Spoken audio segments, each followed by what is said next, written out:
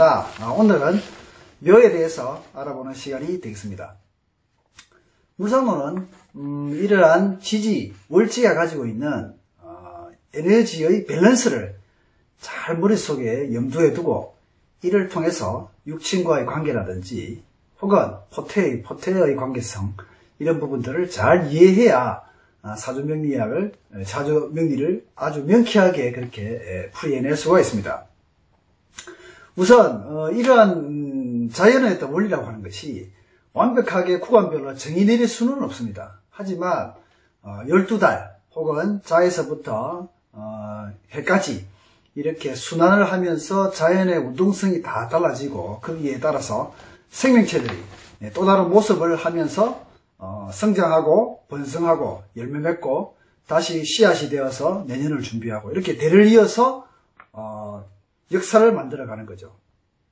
그래서 별에서 오는 목화토금수의 별의 에너지를 지구상에서는 목화토금수 오행의 에너지의 운동성과 계절로 변화시켜서 그것을 운을 예측하는 그런 학문으로 만든 것입니다. 결국 이 명리학도 서양의 별성학에서 이렇게 왔고 서양의 별성학이 중국으로 전해지면서 그것이 신살적인 요소, 포태, 그리고 물상적인 요소 이런 쪽으로 이제 변형이 된 거죠. 결국은 지구상의 생명체가 어떻게 성장해서 확장하고 펼치고 꽃을 피우고 열매 맺고 그리고 그것을 거둬들이고 다시 씨앗이 되어서 다음 해에 DNA를 전달해 주면서 대를 이어서 그것이 연속적으로 생명체가 유지해 나가는 것이 하나의 원리입니다. 그렇게 해서 우리 인간이 살아왔고 또 우리의 역사는 그렇게 펼쳐질 것입니다. 그래서 우리의 중요한 시크릿 코드인 이 지지가 가지고 있는 어떤 힘은 대단히 크다고 봐야 되겠죠. 지난 시간에 인에 대해서 말씀드렸고 오늘은 묘에 대해서 말씀드릴 수 있도록 하겠습니다. 우선 제가 이제 사주팔자를 볼 때 항상 이제 제 강의를 보시면은 아마 아실 수 있겠습니다만 어떤 프로세스를 가지고 있습니다. 저는 우선 사주를 보면 천을 기인 공망, 투관한 격, 그 다음에 오행의 대설을 통해서 사주의 전체적인 구조를 먼저 파악을 해봅니다. 구조를 파악한 이후에 이 사주를 리딩할 때 어떻게 리딩할 것이냐라는 부분이죠. 그럴 경우에는 첫째, 물상, 어떠한 그림을 가지고 있느냐. 물상, 그 다음에 그 물상에 따라서 간지는 제가 말씀드리기를 하나의 플레이어라고 했습니다. 플레이어. 하나의 역할을 하고 있는 플레이어이면서 또 전체를 움직여가는 하나의 에너지원이 되겠죠. 그래서 물상, 포태, 그 다음에 육친, 신살, 오행에 있어서의 지장간, 그 다음에 합형충파해, 그 다음에 좌표와 궁성, 그죠? 그 다음에 대운과 세운. 이렇게 해서 제가 사주를 읽어나가는 구조와 프로세스는 이러한 어떤 구조와 프로세스에서 움직입니다. 리딩하고 또 통변을 해줍니다. 사주팔자를 이렇게 같이 이제 공부를 하시면서 본인만의 사주를 리딩하는 하나의 어떤 프로세스, 하나의 사주를 읽는 틀, 이런 것을 하나를 가지고 계시면 거기에 맞춰서 이제 연습을 하시게 되면 사주의 학습이 굉장히 빨리 업그레이드가 될 수 있는 것 같습니다. 지난 시간에 인을 했고 오늘은 묘인데 인은 강한 에너지의 순간 에너지가 아주 강하죠. 그 반면에 묘는 새싹이 올라와서 풀들이 막 이렇게 온산천을 뒤덮고 있죠. 그래서 묘달 3월이 되면 온 산천에 풀과 나무들이 잎을 펼치고 성장과 확장을 위해서 그렇게 에너지를 발휘하고 있습니다. 자, 우리 눈을 감고 한번 묘달을 한번 생각해 볼까요? 인달은 2월달, 양력 2월달, 묘달은 3월달입니다. 눈을 감고 생각을 해보면 묘달이 되면 새학기가 시작되고 온 산천에 나무와 풀들이 번창하고 있고 그리고 또 한 번씩 춥기도 하죠. 자, 그래서 묘달 인달이 느끼는 우리가 눈을 감고 생각할 때 인달에 느끼는 금과 수의 에너지와 묘달에 느끼는 금과 수의 에너지를 한번 느껴봅니다. 그러면 2월달, 양력 2월달에 느끼는 금과 얼음과 물의 느낌과 그 다음에 양력 3월달에 느끼는 금과 수의 느낌은 다르죠. 예, 맞습니다. 팔자의 균형과 밸런스를 이렇게 느낄 수 있어야 된다는 겁니다. 이것이 사주명리 물상론의 가장 기본입니다. 자, 우리가 괴상, 주역의 괴상을 보더라도, 자, 동지가 되면, 이제 태양과의 각이 가장 멀죠. 이때 양이 하나 태동합니다. 자에서. 그 다음에 축이 되면 양이 2개가 태동하죠. 그 다음에 인이 되면 양이 3개가 태동을 해서 밖으로 나오려고 막 힘과 에너지를 강하게 쓰죠. 그래서 순간 에너지가 굉장히 강하기 때문에 인을 호랑이로 묘사한 겁니다. 자, 보시면 괴상이 인에서는 양기가 음기가 팽팽하게 이렇게 에너지가 서로 균형을 잡고 있죠. 그러다가 묘달이 되면 양기가 하나가 밖으로 탁 튀어오릅니다. 이처럼 양기의 밖으로 튀어나오고 올라가고자 하는 에너지의 이 상승작용이 굉장히 크다고 볼 수 있겠죠. 그래서 이때는 묘달에는 금과 수의 에너지의 작동이 어떻게 될 건지인가를 잘 한번 살펴보는 게 중요하죠. 인에서 느낄 때의 금과 묘에서 느낄 때의 금은 조금 다르다는 얘기죠. 자, 인월의 금은 굉장히 좀 강하게 다가오죠. 그렇지만 묘월의 금은 인보다는 조금 약하다는 것을 알 수 있겠죠. 춥지만 지나가는 한기. 그죠? 자, 그러면 수도 마찬가지입니다. 인달에 느끼는 추위는 뼈를 이렇게 사무칠 수 있는 그런 추위가 될 수 있습니다. 그렇지만 묘달의 추위는 감당할 만한 추위가 될 수 있겠죠. 자, 물론 묘달도 이 싹이 밖으로 성장해서 확 펼치고 그리고 꽃을 피우기 위한 준비를 하기 위해서는 태양이 와야 되겠죠. 태양이 있어서 그 꽃나무와 화초를 키워줘야 되는 것이 가장 아름다운데, 이 병화가 없다면 정화라도 따뜻한 온기가 될 수 있기 때문에 병화가 없으면 정화라도 도움이 됩니다. 하지만 병화가 가장 중요한 존재가 되죠. 근데 병화가 2개, 3개 떴다. 이러면 또 밸런스적인 측면에서 생각해 봅니다.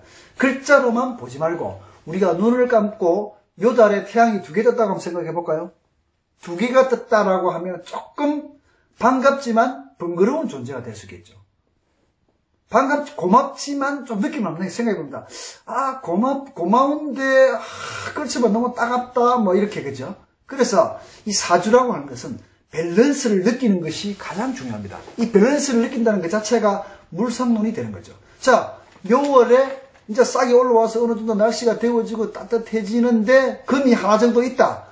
이 정도면 그냥 뭐 상처 정도, 그 다음에 어느 정도 감당할 만한 뭐 약간의 고난, 약간의 역병, 그 다음에 뭐 가지고 있는 약간의 어떤 뭐 고질병, 이 정도 생각할 수 있겠죠. 자, 금이 왔다는 얘기는, 금의 요소는 가을의 요소입니다. 묘는 엄연한 봄의 요소이고 금은 가을의 요소입니다. 자, 묘는 에너지 운동성이 시작하고 성장하고 출발하고 벌리고 확장하고 올라가는 성향이죠. 금기는 내려오고 하강하고 그리고 꺾고 이런 에너지성입니다. 자, 봄에 금이다. 봄인데 가을이 왔다. 한번 생각해 볼까요? 그렇지만 묘는 지장간을 살펴보면 갑과 을로 강한 에너지의 상승작용과 봄의 기운이 있기 때문에 금기가 내려오더라도 그것을 어느 정도 조금은 애로사항은 있을 수는 있으나 그것을 감당할 수 있는 능력은 있다. 감당할 수 있다라고 이렇게 볼 수 있는 거죠. 그래서 금이 예를 들어서 하나 정도 있을 경우에는 어느 정도, 근데 금이 이제 2개 정도 됐다. 이러면 균형의 밸런스에 있어서 조금은 힘든 상황을 초래할 수 있겠죠. 이것처럼 이 달이 가지고 있는 그 달의 속성을 머릿속에 담아두고 그것과 반대되는 에너지의 속성을 가진 금이라든지 수가 어떠한 작동을 하느냐에 따라서 이렇게 해석할 수 있습니다. 자, 그렇지만 금이 있다고 해서 이 금이 무조건 나쁘냐? 이 금이라고 하는 자체가 동해야 됩니다. 동해야 돼요. 자, 호랑이를 내 집에 갖다 놓아도 이것이 동하지 않으면 호랑이인지 고양이인지 알 수가 없습니다. 호랑이가 울부짖고, 그죠? 뭐 닭을 잡아먹고 이렇게 에너지가 동해서 그것을 통해서 우리가 해를 입었을 때 그 에너지의 작동으로 말미암은 팔자상의 어떤 그런 마이너스적인 요소가 되겠으나 그것을 그 에너지가 동하지 않는다라고 하면은 그냥 그게 있는 겁니다. 그래서 팔자의 글자를 가지지만 똑같은 팔자가 있지만 그 팔자의 글자들이 동하는 사람이 있고 동하지 않는 사람이 있습니다. 그 팔자가 동함도 50% 이상 동하는 사람들이 있고 70% 동하는 사람들이 있고 20%만 동하는 사람이 있습니다. 그래서 같은 팔자를 가지더라도 다 달라질 수가 있죠.